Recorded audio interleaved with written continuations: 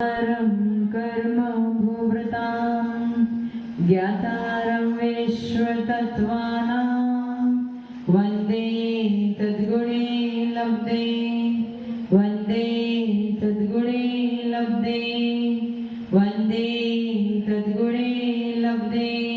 जोड़ो वंश परमेश्वर भगवान की, देवादि देवादिनाथ भगवान की, अंतिम शासनपति महावीर स्वामी भगवान की, परम पूज्य गुरुदेव श्री आदि सागर महावीर के विमल सागर सन्मति सागर जी महाराज की, परम पूज्य गुरुदेव श्री सुंदर सागर जी महाराज की, द्वादशांग निर्माणी माता की।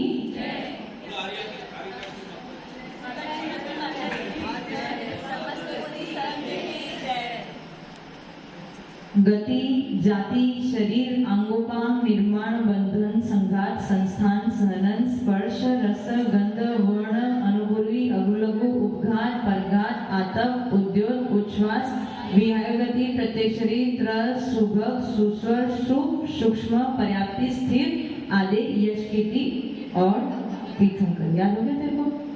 बोलेगा? चल खड़ा हो जा। और किसी को याद होगा यहाँ पे? आपको तो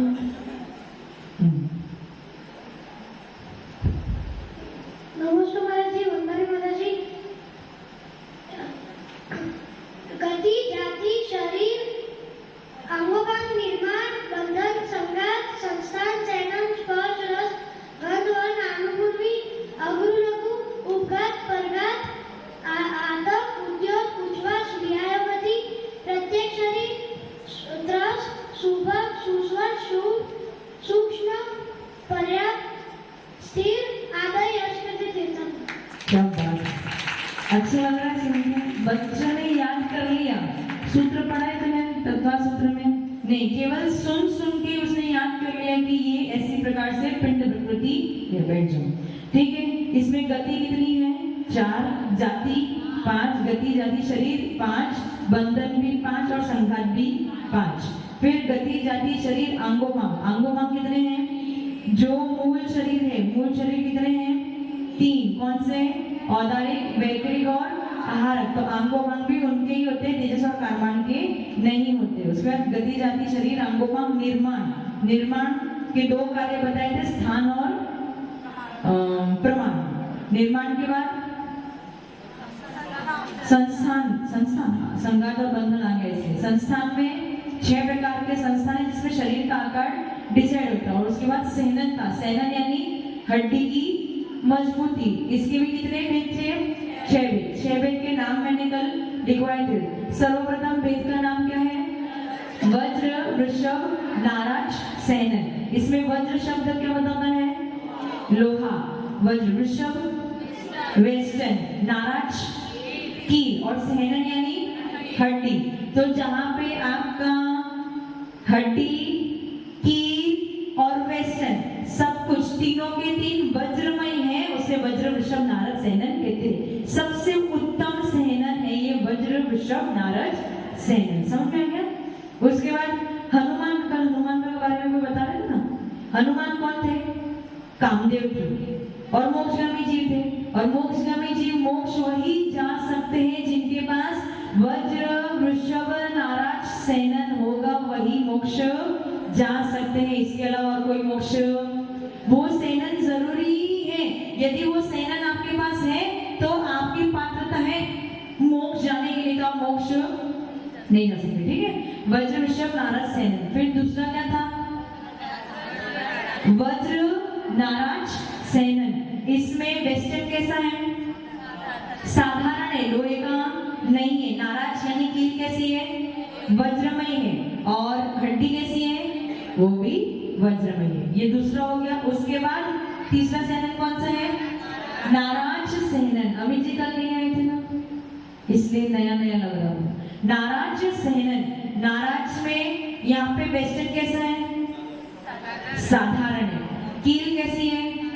वो भी साधारण है। और सहनन यानी हड्डी कैसी है?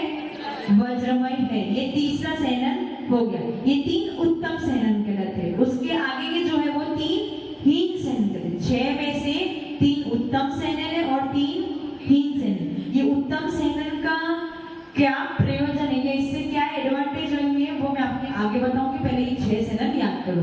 नाराज सेनन हो गया, उसके बाद क्या है चौथा, अर्ध नाराज सेनन। इसमें वेस्टर्न कैसा है, साधारण। कील कैसी है, साधारण भी है और आधी है, एक तरफ से और दूसरी तरफ से नहीं है, मतलब बोल्ट वाला सिस्टम इसमें नहीं है। ये हो गया आपकी आधी कीली थे। और हड्डी कैसी है, वज्रमय है, चौथे तक वज्रमय हड्डी है। अब जब 5वां सेनन है वो कौन सा है, किरीट सेनन। इसमें हड्डी भी साधारण, वेस्टर्न भी साधारण और कील भी साधारण। समझ में आ गया। और इसमें कील मतलब कील है नहीं, कैसा है वो, एक दूसरे से फंसा हुआ है। हड्डी का एक भाग और दूसरी हड्डी का एक भाग जो कोना होता है वो एक दूसरे से फंसा हुआ है और फिर ऐसे मूवमेंट होता है। कभी कभी आपने मशीन्स में ऐसे देखा होगा कि फंसे हुए भाग पर इसमें फिर भी बोल्ट और वो सिस्टम होता है, परंतु यहाँ पे हड्डियां कैसी होती है, एक भाग से दूसरे भाग वो फंसी हुई होती है, फिर वो मूव करती है, तो वो कीलित सेनन हो गया। और इसमें वज्र में कुछ भी नहीं है। और छठा सेनन कौन सा है, असंप्राप्ता स्रपाटिका सेनन। असंप्राप्ता, असंप्राप्ता स्रपाटिका सेनन। इसमें कैसा है, जैसे सरीसृप की हड्डियां होती है, नस से बंधी हुई हड्डी है, एक दूसरे से बंधी हुई नहीं है लेकिन नस के द्वारा एक दूसरे से जुड़ी हुई वो हड्डियां हैं, जैसे सरीसृप की होती है। अब ये 6 सेनन आपको याद हो गए, नाम याद हो गए, इसकी विशेषता समझ में आ गई, लिख लिया। नहीं लिखा तो जिसने पूरा लिखा उससे पूछ लेना, ठीक है, नहीं तो ये देख लेना। उसके बाद अब आपको समझना है ये सेनन होते किनके पास है, 4 गति के जीव है अपने पास, उनमें से किनके पास होता है, मनुष्यों और टीनेज के पास ही होता है। देव और नारकियों के पास क्यों नहीं होता, वैकृत शरीर वाले। और वैकृत शरीर की विशेषता क्या है, वैकृत शरीर की विशेषता क्या है, धातु और उपधातुएं वैकृत शरीर में नहीं होती है। ये हड्डी वगैरह जो भी है, ये मांस का लोथा आदि जो भी है, ये सब कुछ आप जो भोजन करते हो उस भोजन से धातु और धातुएं बनती हैं और तब जाके हड्डी का निर्माण होता है। समझ में आया ना। तो ये धातु उपधातुएं वैकृत शरीर में नहीं होती, इसलिए उनके पास सेनन नहीं होता। क्योंकि सेनन का मतलब क्या है, हड्डी। सेनन का मतलब वज्र, वृषभ, नाराज, सेनन। सेनन शब्द किसको बता रहा है, हड्डियों को। तो हड्डी किनके पास है, मनुष्य और टीनेज के पास, देव और नारकियों के पास। इतना समझ में आएगा, 4 गति हुई। अब आपको समझना है, यदि कोई मनुष्य गति में जीव है, जैसे पुरुष है, पुरुष द्रव्य पुरुष, भाव पुरुष नहीं। भाव पुरुष कौन होते हैं, कौन बताएगा, भाव पुरुष कौन होते हैं, मैंने बताया था एक बात पहले। भाव पुरुष कौन होते हैं, नहीं अर्यंत नहीं, क्या, उसके बाद क्या, किस कौन से कर्मों की वजह से, कौन से, हाँ कौन से, किसका भेद है, मोहिनीय कर्म में, चारित्र मोहिनी में जो आकाशाई वेद थी उसमें 3 वेद थे, स्त्री वेद, पुरुष वेद और नपुंसक वेद। मैंने आपको पहले भी बताया था, आपके जो अंतरंग के भाव बन रहे हैं वो चारित्र मोहिनी कर्म में जो आकाशाई वेदनी के जो 3 वेद है, स्त्री वेद, पुरुष वेद और नपुंसक वेद, ये आपके अंतरंग के भाव बनाता है। और जो बाहर का लिंग अथवा चिन्ह जो डिसाइड करता है वो कौन है, उस समय भी बताया था। आंगोपांग नाम कर्म का उदय आपके बाह्य चिन्ह को डिसाइड करेगा। समझ में आ रहा है, आंगोपांग का मतलब क्या है, आपके शरीर अंग, आपके शरीर के अंग और उपांग। तो आपका चिन्ह कौन डिसाइड करेगा, कौन सा कर्म डिसाइड करेगा, आंगोपांग नाम कर्म का कार्य है कि वो आपका चिन्ह यानी अंग और उपांग को बनाएगा। लेकिन आपके अंतरंग में जो भाव बन रहे, स्त्री के प्रति के भाव अथवा पुरुष के प्रति के भाव अथवा दोनों के प्रति के भाव जो बन रहे हैं वो कौन बनाएगा, मोहिनीय कर्म में, चारित्र मोहिनी में आकाशाय वेदनी की जो 3 वेद है, 3 वेद कर्म बताए थे ना, स्त्री वेद, पुरुष वेद और हुए, तो इसका मतलब क्या हुआ? ऐसा हो सकता है कि बाहर से कोई पुरुष है, बाहर से पुरुष होना मतलब कौन से कर्म का उदय है? आंगोपांग नाम कर्म का उदय, लेकिन अंतरंग में उसके स्त्री के परिणाम है, तो फिर कौन से कर्म का उदय है? अकषाय वेदनी में स्त्री वेद नाम कर्म के उदय की वजह से उसके भाव अंतरंग के स्त्री के हैं, लेकिन बाह्य में वो कैसा दिख रहा है? पुरुष जैसा। समझ में आया? ये तो आपको साक्षात इस दुनिया में दिखता होगा कि ऐसे बहुत सारे एग्जाम्पल्स आपको मिलते होंगे जिसके अंतरंग के भाव स्त्री के हैं लेकिन बाहर से वो पुरुष दिख रहा है, अथवा बाहर से कोई स्त्री है लेकिन अंतरंग में उसके भाव पुरुष वाले हैं, या फिर बाहर से स्त्री है तो पुरुष लेकिन अंतरंग के भाव नपुंसक वाले हैं। तो ऐसा हो सकता है, इसमें कोई तकलीफ नहीं। इसका कारण समझ में ऐसा क्यों है? कभी कभी मन में भाव उत्पन्न होता होगा कि बाहर से कोई पुरुष लेकिन उसके भाव ऐसे स्त्री वाले कैसे बन रहे हैं या नपुंसक वाले कैसे बन रहे हैं? इसके पीछे कारण ही उसके अंतरंग में जो मोहिनी कर्म बैठा है वही उसके पीछे कारण है। समझ में आ गया? ये समझ में आया ना? अब जो भाव से पुरुष है, एक तो भाव से पुरुष होता है, एक द्रव्य से पुरुष। द्रव्य से पुरुष यानी आंगोपांग नाम का, और भाव से पुरुष यानी मोहिनी वाला। तो जो द्रव्य से पुरुष है, द्रव्य से यानी आंगोपांग नाम कर्म के उदय की वजह से जो पुरुष है, जो चतुर्थ काल में उत्पन्न हुआ पुरुष के पास 6 सेनन हो सकते हैं। कितने सेनन हो सकते हैं? 6 सेनन। और पंचम काल में, इस पंचम काल में 3 हीन सेनन हो सकते हैं। कितने? 3 हीन सेनन। हीन यानी पीछे के 3, जो नीचे वाले ना, एक तो अर्धनारद सेनन, किलित सेनन और असंप्राप्ता स्त्रपाटिका सेनन, यानी इधर जितने भी पुरुष बैठे उनके पास कौन सा सेनन? 3 हीन सेनन में से कोई एक सेनन है। और जो द्रव्य स्त्रियां होती है, भले वो चतुर्थ काल की हो अथवा पंचम काल की हो, सबके पास कौन से सेनन होंगे? 3 हीन सेनन ही होंगे। और पहला नियम मैंने क्या बताया था कि किसी को मोक्ष जाना है तो उसको उत्तम सेनन चाहिए। कौन सा उत्तम सेनन? वज्र वृषभ नारद सेनन। इसी कारण स्त्री जो है मोक्ष नहीं जा सकती है, ये एक कारण बन गया। समझ में आया? स्त्रियों के पास भले वो चतुर्थ काल की हो या पंचम काल की हो, वो स्त्री के पास कौन सा सेनन होगा? 3 हीन सेनन ही होगा। लेकिन जो द्रव्य से पुरुष है, चतुर्थ काल में यदि वो है तो उसके पास उत्तम सेनन भी हो सकते हैं। लेकिन पंचम काल में उत्तम सेनन कौन से सेनन है? 3 ही। इसीलिए पंचम काल में भी पुरुषों को मोक्ष नहीं होता है। समझ में आया? ये कारण बना, ये मोक्ष ना जाने का एक कारण बना। ठीक है, इतना क्लियर हो गया? पहले तो बात है कि देव और नार्यों के पास सेनन होता ही नहीं, मनुष्य और तिर्यकों के पास सेनन होता है, परंतु उसमें भी 3 उत्तम सेनन केवल चतुर्थ काल में पाए जाते, पंचम काल में नहीं पाए। और स्त्रियों के पास सर्वथा 3 हीन सेनन ही होते हैं। इतना क्लियर हो गया? अब यदि कोई यहाँ पे मनुष्य गति का जीव है, यदि वो आगे के लिए आयु बंद करता है, यदि वो आगे के लिए आयु बंद करता है तो उसके सेनन पे डिपेंड करेगा कि वो कहां तक जा सकता है। आपको समझ में आया मेरी बात? आपके पास ऊपर कितने स्वर्ग है? 16 स्वर्ग है। उसके ऊपर क्या है? 9 ग्रैवक है। उसके ऊपर क्या है? 9 अनुदिश है। उसके ऊपर क्या है? 5 अनुत्तर है। और उसके ऊपर सिद्धशिला है। पहले मेरी बात को समझना, आपके ऊपर स्वर्ग कितने हैं?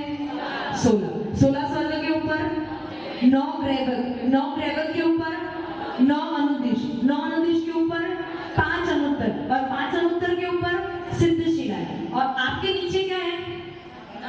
7 नरक है। अब ये 7 नरक में जाने के लिए अथवा ऊपर स्वर्गों में जाने के लिए अथवा सिद्धशिला पे जाने के लिए आपका सेनन डिसाइड करेगा कि आप कहां तक, कौन से लेवल तक जा सकते हो। आयु बंद तो आप चारों गति का कर सकते हो, मनुष्य का भी आयु बंद, तिर्यक का भी, देव का भी, नारियों का। लेकिन आपका सेनन क्या डिसाइड करेगा?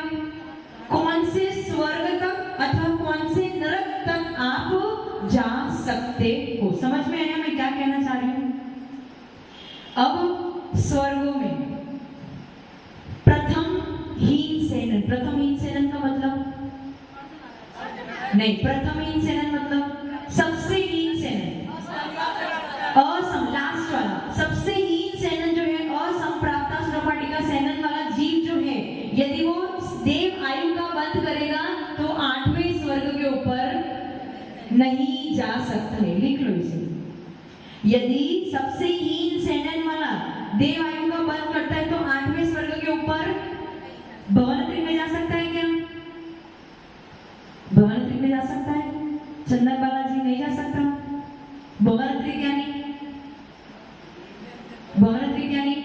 भवनवासी, व्यंतर और ज्योतिष, और चौथा है कल्पवासी। तो मैंने कल्पवासी का 8वां स्वर्ग बताया। इसका मतलब पहले की 3 में जा सकता है, लेकिन कल्पवासियों में 8 के ऊपर, कल्पवासी यानी वैमानिक देव, जो स्वर्गों में रहते हैं उन्हें क्या कहते हैं? वैमानिक देव। तो ये 8वें स्वर्ग के ऊपर कौन नहीं जा सकता?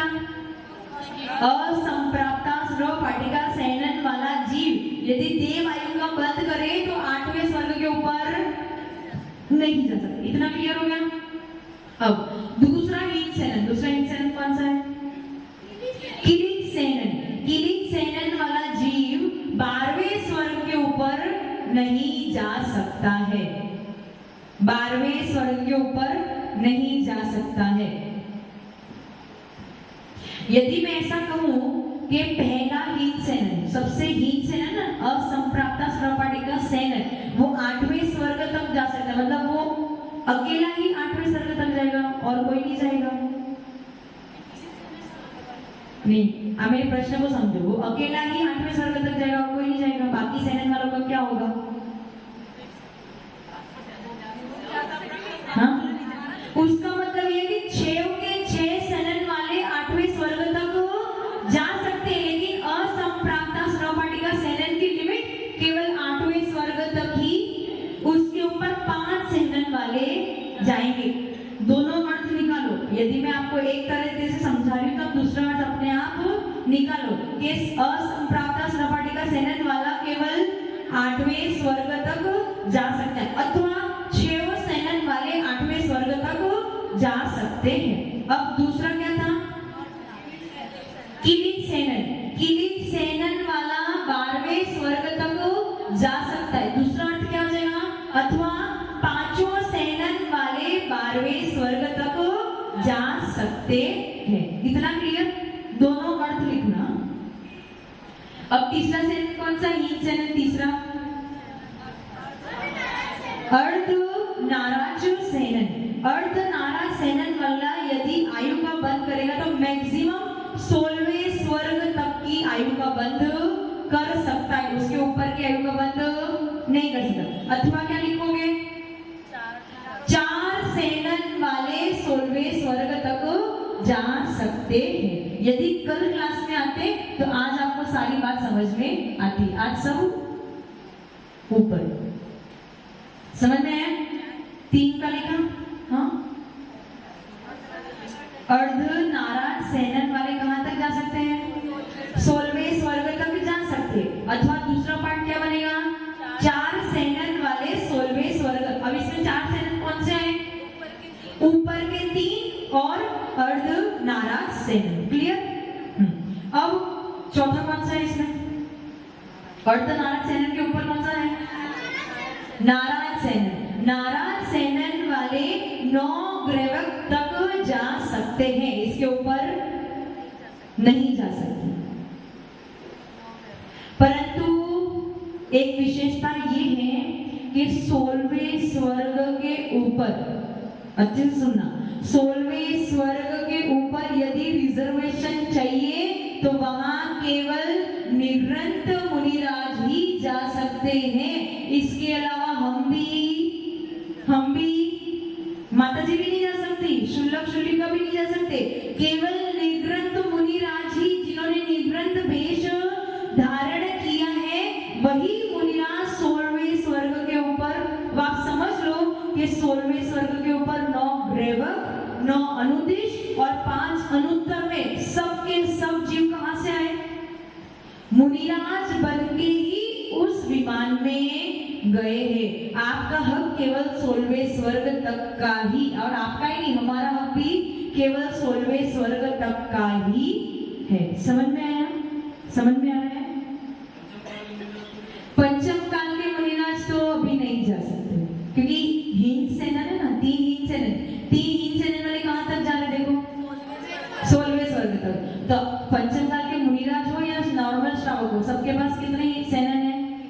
लास्ट 3 हीन सेनन, इसलिए वो भी नहीं। लेकिन उसके ऊपर जितने स्वर्ग है वहां पे है कौन? जो पूर्व में मुनिराज बने थे वही ऊपर के स्वर्गों में गए हुए हैं। इतना क्लियर हो गया। अब कौन से सेनन के बारे में बता रहे हैं? नाराज सेनन ना। नाराज सेनन वाले कहां तक जाएंगे? 9 ग्रेवक तक। और अथवा 3 सेनन वाले जीव 9 ग्रेवक तक जा सकते हैं। 3 सेनन कौन से? ऊपर के 3, यानी 3 उत्तम सेनन वाले 9 ग्रेवक तक जा सकते हैं। अब कौन सा सेनन आएगा? वज्र नाराज सेनन। वज्र नाराज सेनन वाले जीव 9 अनुदिश तक जा सकते हैं। यदि आयु का बल करे तो 9 अनुदिश तक जा सकते हैं। अथवा 2 सेनन वाले जीव 9 अनुदिश तक जा सकते हैं। ये दोनों सेंटेंस लिखना, नहीं तो आप सोच लोगे कि असंप्राप्त स्त्रपाटिका सेनन वाले सबसे हीन सेनन में वो 8वें स्वर्ग तक ही जा सकते, बाकी कोई नहीं जा सकता। ऐसा नहीं है, वहां तक 6 सेनन, लेकिन सबसे हीन सेनन वाले की लिमिट 8वां स्वर्ग है। ऐसा ओके, इतना समझ में गया। अब कौन सा सेनन बाकी है? वज्र वृषभ नारद सेनन। और 9 अनुदिश के ऊपर क्या है? नहीं, 9 अनुदिश के ऊपर क्या है? 5 अनुत्तर। और उसके ऊपर क्या है? इसका मतलब क्या हो गया कि वज्र वृषभ नारद सेनन वाले 5 अनुत्तर में भी जा सकते हैं और सिद्ध शिला पर सिद्ध बन के भी जा सकते हैं। इतना क्लियर हो गया। यानी एक सेनन वाले, कौन सा सबसे उत्तम सेनन वाले जीव 5 अनुत्तर और सिद्ध भगवान बन सकते हैं। इतना क्लियर, कंप्लीट। एक बार रिपीट करूं। नरक में, अभी नरक का ऊपर का वर्णन हो गया, नरक का वर्णन बाद में। समझ में आ गया? और इस एक और बार रिपीट करूं। अपने पास 6 सेनन है। 6 सेनन में से आपका सेनन डिसाइड करेगा। गति तो आपके पास चारों है, मनुष्य भी है, तिरंज भी है, देव भी है, नारकी भी है। परंतु देव और नारकियों में जाने के लिए कहां तक जा सकते हैं, लिमिट कौन डिसाइड करेगा? आपका सेनन डिसाइड करेगा। अब सबसे हीन सेनन कौन सा है? असंप्राप्त स्त्रपाटिका सेनन। ये जीव को कहां तक लेके जा सकता है? 8वें स्वर्ग तक। अथवा 6 सेनन वाले जीव 8वें, यानी कोई वज्र वृषभ नारद सेनन वाला जीव भी 8वें स्वर्ग तक जा सकता है। कोई तकलीफ? मतलब वज्र वृषभ नारद सेनन वाला पहले स्वर्ग से सिद्ध शिला तक जा सकता है, लेकिन असंप्राप्त स्त्रपाटिका सेनन वाला पहले से 8वीं तक ही जाएगा। ये अलग अलग तरीके हो गए, बात को पता नहीं, लेकिन बात एक ही है। सेकेंड सेनन कौन सा था? नीचे से किलिन सेनन। किलिन सेनन वाला कहां तक जाएगा? 12वें, यानी पहले से 12वें स्वर्ग तक ही किलिन सेनन वाला जा सकता है, उसके आगे। अथवा 5वां सेनन वाले 12वें स्वर्ग तक जा सकते हैं। तीसरा कौन सा है? अर्धनारद सेनन। कहां तक जा सकते हैं? 16वें। उसका मतलब अर्धनारद सेनन पहले से लेके 16वें स्वर्ग तक जा सकते हैं, इसके आगे। और इसीलिए पंचम काल के मनुष्य हो, मुनि हो, आरिका हो, कोई भी हो, वो 3 हीन सेनन वाले इसके आगे नहीं जा सकते हैं। उसके बाद क्या है? नाराज सेनन कहां तक जा सकते हैं? 9 ग्रेवक में कौन जा सकता है? नाराज सेनन वाले तो जा सकते हैं, लेकिन क्या विशेषता चाहिए? द्रव्य नीचे मुनिराज, निवृत्त भेदधारी मुनिराज तो होने ही चाहिए। और नाराज सेनन वाले 9 ग्रेवक तक जा सकते हैं। अथवा 3 सेनन वाले जीव 9 ग्रेवक तक जा सकते हैं। इसके बाद कौन सा है? वज्र नाराज सेनन। कहां तक जा सकते हैं? 9 अनुदिश तक जा सकते हैं। दूसरा उसका मतलब क्या हो गया? 2 सेनन वाले जीव 9 अनुदिश तक जा सकते हैं। इसका मतलब ये भी हो गया कि वज्र नाराज सेनन वाले जीव प्रथम स्वर्ग से लेके 9 अनुदिश तक जा सकते हैं। इसके ऊपर क्या है? 5 अनुत्तर और सिद्ध शिला। सिद्ध शिला पे सिद्ध भगवान की बात कर रहे और तीनों की बात नहीं कर रहे। तो 5 अनुत्तर और सिद्ध शिला पे कौन जाएगा? वज्र वृषभ नाराज सेनन वाले ही जाएंगे। इससे आपको समझ में क्या आ रहा है कि जितनी जितनी आपकी हड्डियों की मजबूती या शरीर की मजबूती बढ़ेगी, उतनी उतनी आपकी कैपेसिटी आपकी भावों की विशुद्धता बढ़ेगी, आपके परिणामों की विशुद्धता बढ़ेगी, इसीलिए वो व्यक्ति ऊपर जा सकता है, ज्यादा ऊपर जा सकता है। सेनन यदि हीन है तो आपकी परिणामों की चंचलता भी हीन सेनन के शरीर में मजबूती नहीं है तो फिर क्या होगा, सहन कर नहीं पाओगे, फिर आपके परिणाम खराब। समझ में आ रहा है क्यों ऐसा हो रहा है? इसके बारे में और कल चर्चा करेंगे, समय हो गया है, इसलिए एक बार सरस्वती माता के चरणों में वंदन करेंगे, नमन करेंगे। ओम ह्रीं वाग्वादिनी द्वादशाकिनी हंसिगामिनी वीणावादिनी शुद्धात्मका सार्वदायी सरस्वतीभ्यो सरस्वतीभ्यो सरस्वतीभ्यो। जय बोलो द्वादशांगी वाणी माता की। अच्छे गुरुदेव सुंदर सा बेटी महाराज।